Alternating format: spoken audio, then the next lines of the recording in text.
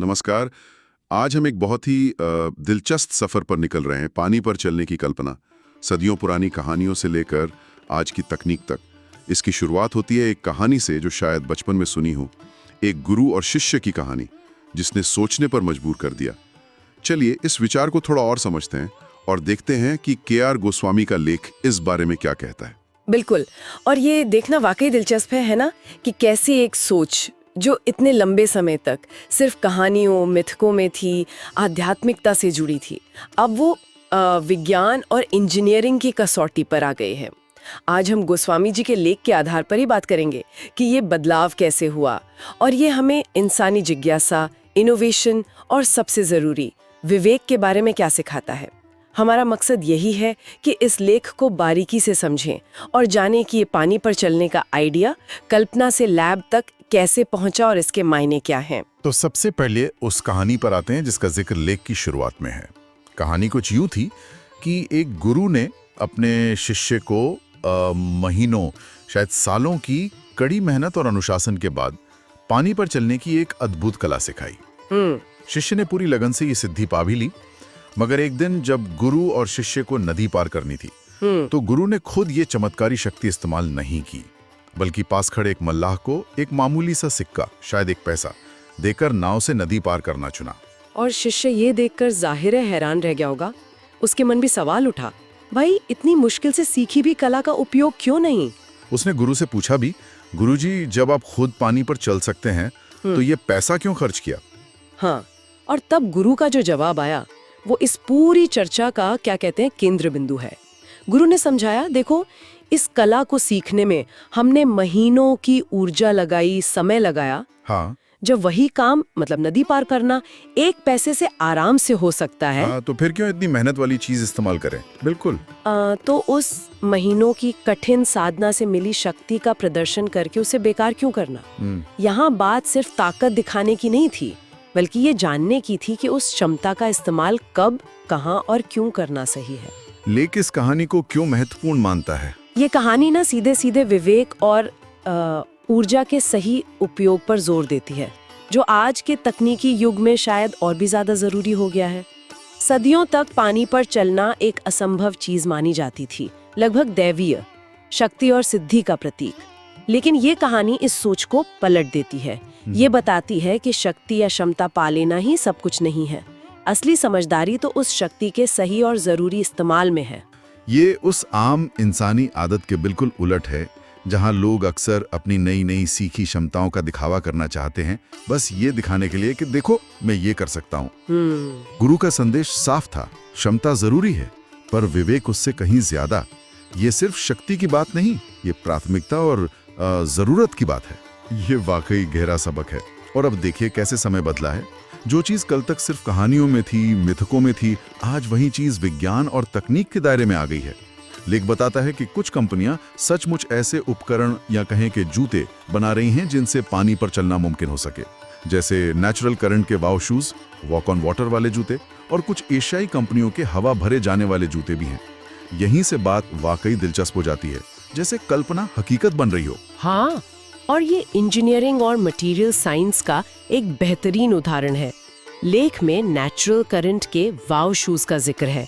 इन्हें पानी और जमीन दोनों पर इस्तेमाल के लिए डिजाइन किया गया है, पर इन्हें जूते कहना शायद ठीक नहीं। ये फ्लोटेशन प्लेटफॉर्म्स जैसे हैं, पहनने वाले के वजन को पानी की ज्यादा सतह पर फैला देते हैं। अच्छा। इससे उछाल मतलब बॉयंसी बढ़ जाती है और इंसान शांत पानी पर तैर या चल पाता है। ये एक तरह से व्यक्तिगत प्लवमान आधार है। तो ये किस काम आते हैं? क्या इनसे हम रोजमर्रा में नदी पार कर सकते हैं? लेख के मुताबिक फिलहाल तो इनका मुख्य उपयोग मनोरंजन, रेस्क्यू ऑपरेशंस जैसे बाढ़ या शांत पानी में और वाटर स्पोर्ट्स के लिए सोचा गया है। कंपनी ये भी कहती है कि ये अमेरिका में बने हैं और डिजाइन पेटेंट पेंडिंग है। लेकिन लेख ये भी साफ करता है कि इन पर चलना कोई पार्क में टहलने जैसा नहीं है। अच्छा। मुश्किल है। हाँ, इसमें गजब का संतुलन चाहिए, शारीरिक तालमेल और एक खास लय बनाए रखनी पड़ती है। पहनने वाले को लगातार अपना वजन शिफ्ट करना होता है, छोटे छोटे कदम लेने होते हैं। समझिए कि ये भौतिकी के नियमों के साथ लगातार नाचने जैसा है, जरा सा बैलेंस बिगड़ा और आप पानी में। उतना आसान नहीं है जितना सुनने में लगता है। ये तो हुई वॉश शूज की बात, जो प्लेटफॉर्म जैसे हैं। लेक में एशिया की कुछ कंपनियों के हवा भरे जाने वाले जूतों का भी जिक्र है। वो कैसे अलग हैं? टून जब उनमें हवा भरी जाती है तो वो काफी उछाल देते हैं, जिससे पहनने वाला शांत पानी की सतह पर खड़ा रह सकता है या धीरे धीरे चल सकता है। लेख में चीन की एक कंपनी का उदाहरण है जो करीब 4 फुट लंबे मॉडल बनाती है। 4 फुट लंबे जूते, ये तो आम जूतों जैसे बिल्कुल नहीं है। इनका इस्तेमाल कहाँ होता है? ये लेख बताता है कि ये मुख्य रूप से वाटर पार्क्स, रिजॉर्ट्स और दूसरी मनोरंजक जगहों पर काफी लोकप्रिय हो रहे हैं। ये कोई जादू नहीं, बल्कि बॉयंसी के सीधे साधे भौतिकी सिद्धांत पर आधारित एक चालाक इंजीनियरिंग डिजाइन है। सारी बात इस पर निर्भर करती है कि शरीर के वजन, जूते में भरी हवा की मात्रा और हटाए गए पानी के वजन के बीच सही संतुलन कैसे बने। ये हल्के होते हैं, हवा निकालकर पैक किए जा सकते हैं, इसलिए मनोरंजन उद्योग को पसंद आ रहे हैं। लेकिन फिर वही बात, इन्हें इस्तेमाल करने के लिए भी बैलेंस और प्रैक्टिस की जरूरत होती है। ये भी रोज चलने का विकल्प नहीं है। ये सब सुनने में तो बहुत रोमांचक है, तकनीकी एक और छलांग जैसा लगता है। लेकिन लेख विज्ञान, संदेह और वास्तविकता की जमीन पर भी बात करता है। क्या पानी पर चलना वाकई उतना आसान और मुमकिन है जितना कुछ वीडियो या दावों में दिखाते हैं? भौतिकी के नियम क्या कहते हैं इस बारे में? और यहीं पर लेख हमें हकीकत की जमीन पर वापस लाता है। भौतिकी के बुनियादी नियम तो अटल हैं। पानी का अपना घनत्व है, सतह का तनाव है। किसी औसत वजन के इंसान को पानी की सतह पर सामान्य रूप से चलने के लिए, जैसे हम जमीन पर चलते हैं, बिना डूबे रहने के लिए उसे अपने वजन को बहुत बहुत बड़े एरिया में फैलाना होगा। लेख एक अंदाजा देता है कि इसके लिए हर पैर के नीचे करीब करीब आधे सर्फबोर्ड जितनी सतह चाहिए होगी। आधा सर्फबोर्ड हर पैर के नीचे? ये तो कल्पना करना भी मुश्किल है कि कोई ऐसे कैसे चलेगा। सही कहा। इसीलिए ये तथाकथित पानी पर चलने वाले जूते असल में पारंपरिक जूते हैं ही नहीं, ये जरूरी तौर पर मिनी फ्लोटिंग प्लेटफॉर्म्स हैं। और इसीलिए इन्हें इस्तेमाल करने के लिए असाधारण संतुलन, अभ्यास और शरीर पर कंट्रोल चाहिए। जरा सी चूक या कोई लहर भी संतुलन बिगाड़ सकती है। अगर हम इसे बड़ी तस्वीर में देखें, जैसा लेख इशारा करता है, तो ये हमें तकनीक की अपनी भौतिक सीमाओं की याद दिलाता है। हर आविष्कार, चाहे कितना भी क्रांतिकारी लगे, वो भौतिकी के नियमों से बंधा होता है। हम नियमों को तोड़ नहीं सकते, बस उनके साथ काम करने के चालाक तरीके ढूंढ सकते हैं। और शायद इसी भौतिकी की चुनौती और गजब के संतुलन की जरूरत की वजह से इस पर शक भी काफी रहता है। लेख में जिक्र है कि पानी पर आसानी से बिना किसी खास उपकरण के चलते हुए दिखाने वाले कई वायरल वीडियो भी आए हैं। उनकी सच्चाई क्या है? लेख इस पहलू पर भी रोशनी डालता है। जांच करने पर पता चला है कि ऐसे ज्यादातर वायरल वीडियो या तो चालाकी से बनाए गए ऑप्टिकल इल्यूजन यानी दृष्टि भ्रम होते हैं। अच्छा, या फिर वो डिजिटल एडिटिंग और स्पेशल इफेक्ट्स का कमाल होते हैं। कुछ मामलों में पानी के नीचे छिपे हुए प्लेटफॉर्म्स या किसी सहारे का इस्तेमाल किया गया होता है। इसलिए जो असली व्यावहारिक वर्जन मौजूद हैं, जैसे वाउ शूज या हवा वाले जूते, वो प्रायोगिक हैं, मनोरंजक हैं, खास स्थितियों में शायद उपयोगी भी हों, लेकिन वो रोजमर्रा की जिंदगी में, जैसे सड़क पर चलने की तरह, पानी पर चलने का विकल्प बिल्कुल नहीं देते। लेख में एक रेडिट चर्चा का भी जिक्र है, उसमें क्या बात सामने आई थी? हाँ, वो चर्चा इस विषय पर आम लोगों की समझ और उनके शक को दिखाती है। लेख उस चर्चा से एक बहुत सटीक टिप्पणी लेता है। आप पानी पर चल सकते हैं बशर्ते आपके जूते बहुत बहुत चौड़े हों और आपका संतुलन एकदम सटीक, किसी कलाबाज जैसा हो। ये टिप्पणी मौजूदा तकनीक की हकीकत, उसकी सीमाओं और हमारी उम्मीदों को सही जगह रखने की जरूरत को बड़े अच्छे से बताती है। ये दिखाती है कि आम लोग भी अब चमत्कारी पानी पर चलने और इंजीनियरिंग वाले समाधान के बीच का फर्क समझ रहे हैं। यही उसकी अपनी सीमाएं हों। लेकिन अब वापस उस पुरानी कहानी पर आते हैं। लेख का एक और जरूरी पहलू ये है कि वो कहानी और उसका सबक आज भी कैसे प्रासंगिक है, इस तकनीकी तरक्की के बावजूद। हाँ, और मेरे ख्याल से यही इस लेख का सबसे गहरा और स्थायी संदेश है। वो सदियों पुरानी कहानी आज भी उतनी ही, शायद उससे भी ज्यादा प्रासंगिक है। क्यों? क्योंकि भले ही आज तकनीक हमें पानी पर चलने की एक सीमित क्षमता दे रही है, या भविष्य में शायद और बेहतर क्षमता दे दे, गुरु का दिया सबक, विवेक का सबक, वो हमेशा महत्वपूर्ण रहेगा। गुरु का वो 1 पैसा खर्च करके नाव से जाना प्रयास, ऊर्जा और हासिल की गई क्षमता के समझदारी भरे उपयोग का प्रतीक था। उन्होंने अपनी असाधारण सिद्धि का प्रदर्शन सिर्फ इसलिए नहीं किया क्योंकि वे कर सकते थे, उन्होंने जरूरत और सही वजह को प्राथमिकता दी। और आज के आविष्कारों के संदर्भ में ये कैसे जुड़ता है? उसी तरह जैसा लेख इशारा करता है, आज के आविष्कारक ये पानी पर चलने वाले जूते किसी बुनियादी इंसानी जरूरत को पूरा करने के लिए नहीं बना रहे हैं। इन्हें बनाने के पीछे की जो प्रेरणा है वो मुख्य रूप से इंसानी जिज्ञासा है, मनोरंजन की इच्छा है और सीमाओं को परखने का अन्वेषण का जज्बा है। तो पानी पर चलने की क्षमता का स्रोत बदल गया है। ये अब आध्यात्मिक साधना या दैवीय कृपा का विषय नहीं, बल्कि इंजीनियरिंग और डिजाइन की उपलब्धि बन गई है। लेकिन उस क्षमता का उपयोग कब, क्यों और कैसे करना है, इसके पीछे का विवेक वो नहीं बदला है, वो कालातीत है। वो गुरु का सवाल आज भी खड़ा है।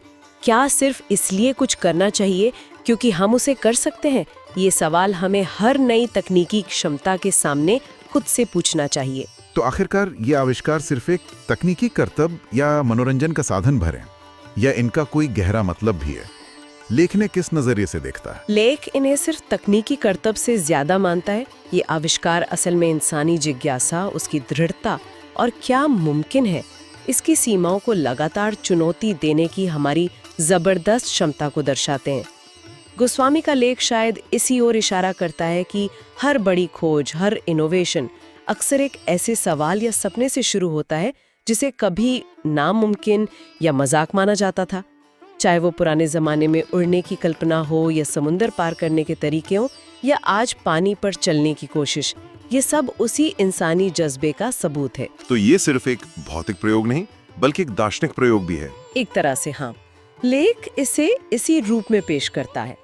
पानी पर चलने का प्रयास हमें चुनौती देता है कि हम क्रिएटिविटी, विज्ञान और इंजीनियरिंग के जरिए क्या कुछ हासिल कर सकते हैं, इसकी तय सीमाओं पर दोबारा सोचें।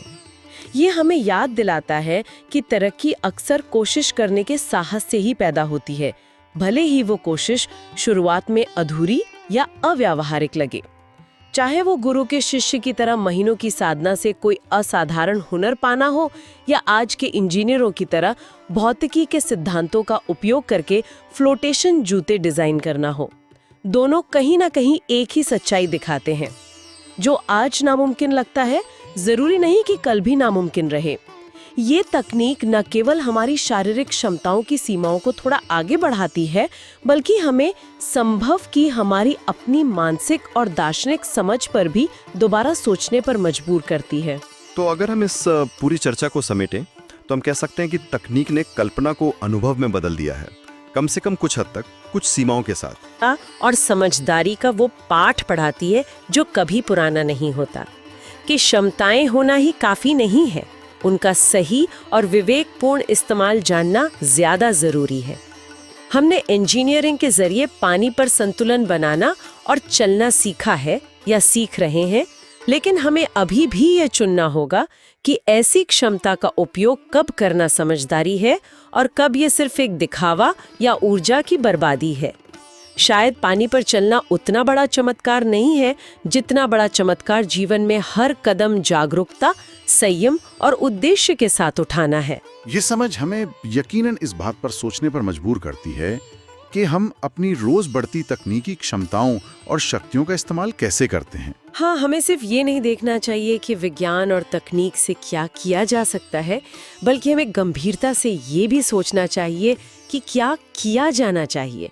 क्षमता और विवेक के बीच का ये संतुलन शायद आज की सबसे बड़ी चुनौती है। और शायद यही आज का सबसे बड़ा विचार है जिस पर सोचने की जरूरत है।